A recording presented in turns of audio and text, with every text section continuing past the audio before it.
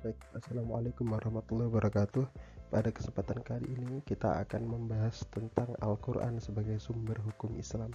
Kita tahu bahwa kemarin saya sampaikan bahwa sumber utama dari segala hukum Islam adalah Al-Quran. Ini sebagai sumber utama. Dan nanti ketika tidak ada di Al-Quran, maka Al-Hadis, Ijma, dan juga Qiyas. Tapi yang perlu kita dasari di sini adalah Al-Quran sebagai sumber utama hukum Islam. Maka apa sih sebenarnya Al-Quran itu, dan apa saja sih sumber-sumber yang ada dalam Al-Quran? Kita akan bahas pada materi kali ini. Selanjutnya, Al-Quran merupakan bentuk masdar dari qara'a, wazan fu'lan, yang artinya bacaan. Dalam hal ini ada beberapa pendapat ahli. Yang pertama, menurut usul fikih, Al-Quran adalah firman Allah yang diturunkan kepada Kanjeng Nabi Muhammad berbahasa Arab, diriwayatkan kepada kita secara mutawatir, termaktub dalam mushaf, dibacanya merupakan ibadah, dimulai dengan surat Al-Fatihah dan diakhiri dengan surat An-Nas.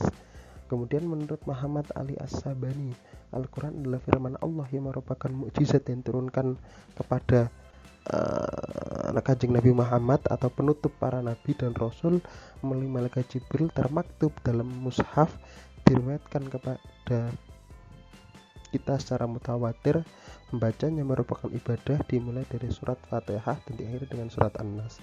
Kemudian Hasbullah menyatakan bahwa Al-Quran adalah Alkitab atau Quran firman Allah yang diturunkan kepada Kanjeng Nabi Muhammad SAW berbahasa Arab, yang dinyatakan sebagai penjelas untuk kemaslahatan umat manusia di dunia dan di akhirat. Dari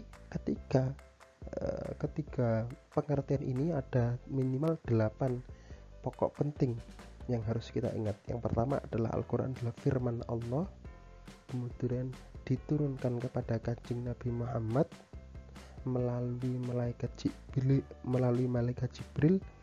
yang merupakan Al-Quran merupakan mukjizat, kemudian diturunkan secara mutawatir, membacanya merupakan ibadah, kemudian termaktub dalam mushaf, dan yang terakhir adalah dimulai dengan surat Fatihah dan juga diakhiri dengan An-Nas. 8 ini pengertian yang harus sampean ingat. Firman Allah, kemudian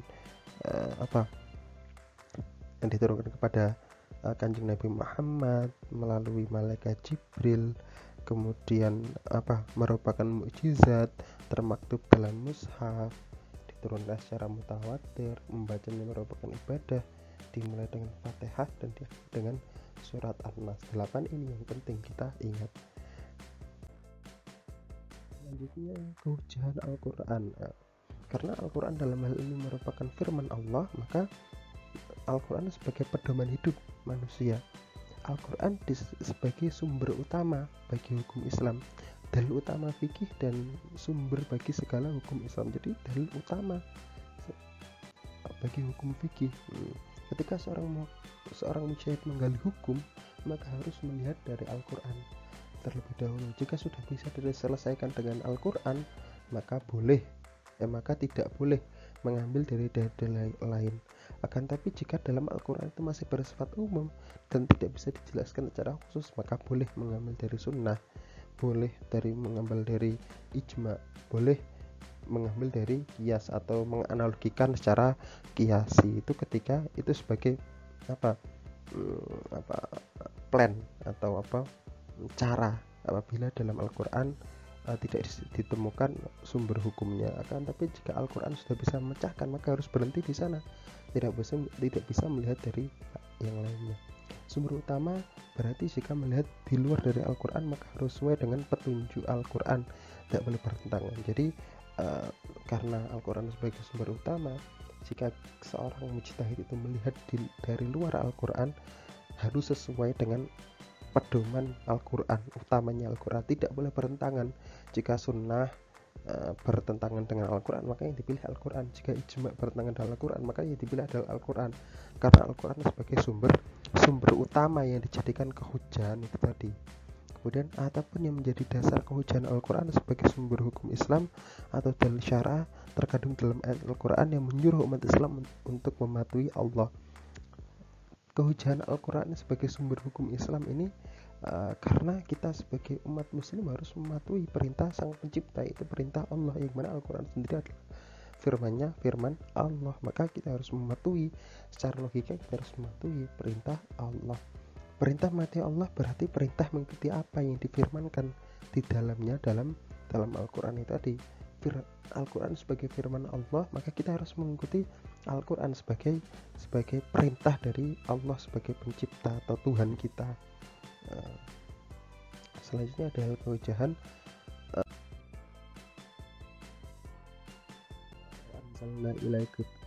wa anzalna ilaikal kitaba bil haqqi musaddiqan lima bayna yadayhi minal kitabi wal muhaiminan 'alaihi wa hkum bainahum bima anzalallahu la tattabi' ahwa'ahum 'amma ja'aka minal haqq. Dan kami telah turunkan kepadamu Al-Quran dengan membawa kebenaran, membenarkan apa yang sebelumnya, yang kitab-kitab yang diturunkan sebelumnya, dan batu ujian terhadap kitab-kitab lain. Maka putuslah perkara mereka menurut apa yang Allah turunkan, dan jangan kamu mengikuti hawa nafsu mereka dengan meninggalkan kebenaran yang telah datang kepadamu. Ini biasanya dalil-dalil kehujahan ini dipakai untuk orang-orang di seberang kita, misalkan orang-orang radikal yang saklek pada Al-Quran. Di sana memang boleh ketika saklek pada Al-Quran, tapi pada ayat-ayat yang memang sifatnya adalah apa? Ibadahnya ibadah ma'ruf itu boleh.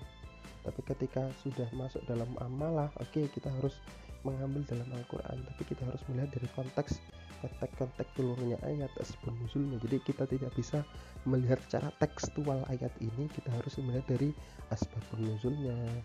Kemudian asbab nuzulnya nanti kita melihat dari hadisnya dan sebagainya, agar pengetahuan itu semakin luas seperti itu. Hukum-hukum dalam Al-Quran, ada hukum akidah membaharkan tentang rukun iman, hukum akhlak tentang perilaku seorang mukallaf, dan hukum amaliyah yang keluar dari seorang mukallaf berupa perkataan, perbuatan, akad, transaksi, dan perdagangan yang dilakukan. Hukum ini kemudian disebut sebagai hukum fikih.